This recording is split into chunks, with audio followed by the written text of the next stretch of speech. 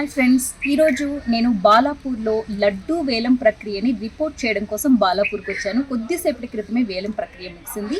ఈరోజు ఈ సంవత్సరం 2025లో లడ్డు ఎంత ధరకి పోయింది అంటే అక్షరాల 35 లక్షలు.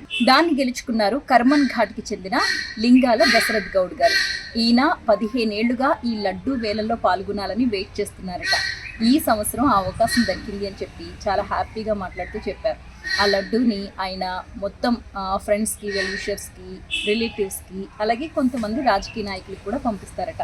అంతేకాదు, ఆ లడ్డూని పొలాల్లో చల్లుకున్నారనుకోండి, ఆ సంవత్సరం పంట దిగుబడి చాలా ఎక్కువగా వస్తుందట. అదే ఏదైనా బావిలో చల్లితే నీటి ఊట ఉబికి వస్తుంది అని నమ్ముతూ ఉంటారు. అలాగే వ్యాపార స్థలాల్లో చల్లుకున్నట్లయితే ఆ వ్యాపారాలు అభివృద్ధి చెందడం, రాజకీయ నాయకులు పాడుకుంటే వాళ్ళు నెక్స్ట్ ఉన్నత పదవుల్ని అధిరోహించడం, ఇలాంటి చాలా నిదర్శనాలు ఆ భగవంతుడు చూపించాడు అని చెప్పి లడ్డు వేలంలో పాల్గొన్న చాలామంది చెప్తున్నారు.